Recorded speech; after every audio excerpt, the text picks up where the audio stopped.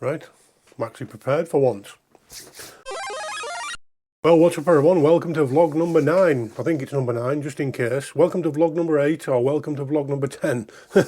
You can tell I'm well prepared for these things. And just, we're going to start this vlog with a bit of an apology. I do apologise for the end of the last vlog when I realised I didn't have a cup of coffee. So this time, that was my first priority, make sure we've got a nice steaming cup of coffee. It'll be lukewarm by the time I've finished. Right, so been relatively busy week this week, to be fair. We've had quite a bit going on in the background. Obviously working during the week, so not a huge amount of flying, but I have actually been flying my little beta FPV Whoop in the house. I've actually got a couple of little batteries on charge now just to have a go, because it's pissing down outside. But luckily the weather's better tomorrow, so I'm hoping to get out with possibly the 7-inch. I know I mentioned this in the vlog before. I did get these new big 3,300 mAh batteries, and I haven't had a chance to test the quad with them yet. They're a relatively low C rating for a FPV battery, but I figure for cruising and stuff they might be alright, so I want to go out and check them. So that's the plan for tomorrow. I did want to go out and do a bit of freestyle with my 5-inch. I found this little spot somewhere that was pretty close by, that's like a big arch and that, like I think it's like an old part of a castle or something. But unfortunately the car failed the MOT yesterday, so I'm kind of fucking stuck to walking. Believe it or not, it failed the MOT for not enough water coming out of the window wipers. Who knew that was a thing? So basically it's classed as a major fault, so I can't drive my car until it's fixed on Tuesday, which is a bit of a shitter. So yeah, right. I've actually got some sort of order going in here. I've got a few bits on my desk here so I can go through them. So right, what we're going to do is start with the pocket. Now you've probably seen my videos previously about putting LEDs in. I'll just fire this up there so you can see. That's it, nice and bright there. Lightsaber coming on. Now I did have a few people asking me on the how that would affect the battery life, and it kind of got me thinking really. Obviously it will kill the battery. I don't know how fast. I've not had any problems so far, but I haven't like used it for hours and hours on end at one time.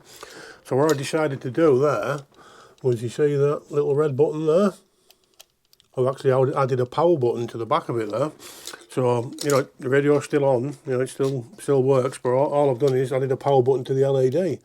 So it's quite cool, that. So if your battery's getting low on your transmitter, you can turn them off. Or if you're out gorilla whooping and don't want to be spotted and it's a bit dark, you can turn the radio off. So yeah, quite cool, that.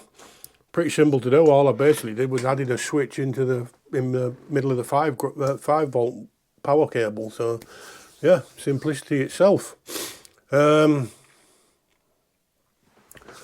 let's have a quick chat about this bad boy. No crotch shot today, sorry. So I've done quite a lot of content on this lately. I am planning to try and get out and finish me sort of finish me sort of it's not a review, I don't know what to call it really. Let's not call it a review, it's more of an overview, that's the word. I don't like doing reviews because, you know, I barely know what I'm fucking talking about half the time, so I don't expect any of you lot to listen to me. So let's call it an overview. This is the Baby Turtle HD, my 04 build, blah blah blah blah blah. You've probably seen a lot about it before. Now one thing I did notice about this, it was a bit of a pain in the arse. I don't know if you'll be able to pick this up very well.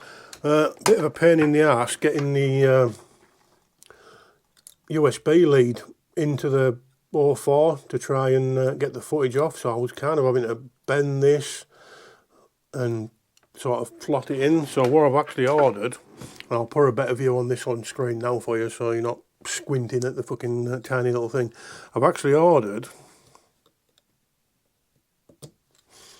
a little 90-degree adapter.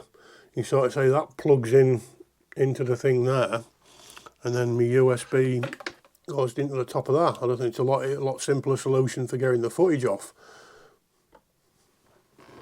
That's that. We'll see how that works actually. I haven't actually taken anything off with that. I hope it fits well. There we go. In and out, piece of piss. So yeah, there you got like 2 of them off Amazon for £4 or whatever. Just makes it a lot easier for getting the footage on and off. Speaking of small quads, I mentioned my Am32 earlier. Now my go-to charger for my 1S lipos is this. This is the Vifly Whoopstore V3.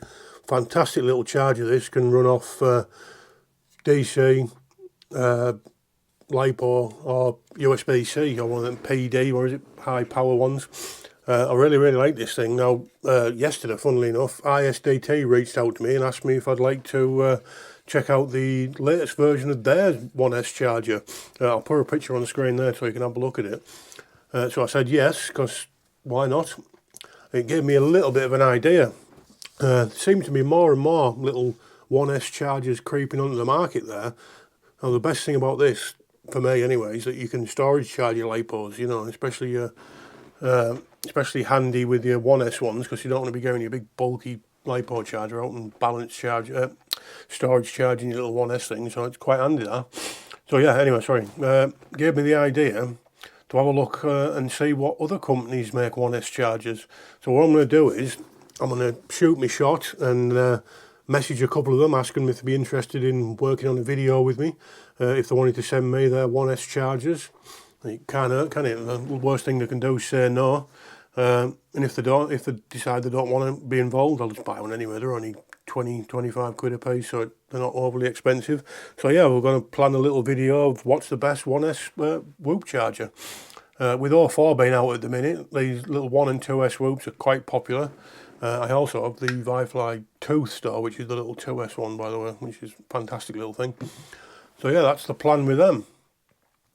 Speaking of new things, also on the way from one of my sponsors, Fly Colour, who I get all my stacks and my flight controls and ASCs off. I've got a new, well I say new, they did a collaboration with Speedy Pizza Drones to make a 60 amp 20x20 stack. I'll put a picture on now so you can see better. I think the stack's called the Crust Core, which is quite a groovy little name. I quite like that, really. Now, the stack is basically an updated version of the stack I have in my 3.5 inch. If I can get a decent picture, I'll put it on the screen now. Now, it's a 60 amp ESC, this, on a 20x20. I think it's mainly made for racing, but I've got them in my 3.5 inch.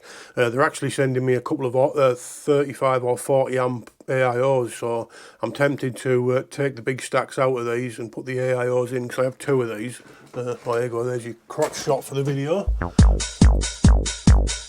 Yeah, I've actually got 2 of these. And what my plan is, before I put the all-in-ones in, I'm actually going to leave one of the stacks in this and swap out the Crust Core into that. Now the reason I'm doing that is, even though it's basically the same stack, is the ESC on the new stack actually runs on Am32. Now these are currently both running BL Heli 32, so I think it'd be an interesting video to have 2 identical builds, one running BL Heli 32 and one running Am32. So that's a bit of a plan. Hopefully should get them next week, so be a couple of weeks before I get that video out, really. Right, last thing to talk about really is a bit of O4 news. Now again, I'm very lucky to be sponsored by the company Flyfish RC, and I've seen a post of theirs on Instagram. I think it was this morning, it was either this morning or yesterday. They're just about to release their updated frame camera plates for their O4s. Now, I haven't actually got any O4 Pros yet. I've been kind of holding off. I've got the O4 Lite in this little build, but now this is my Flyfish RC Atlas.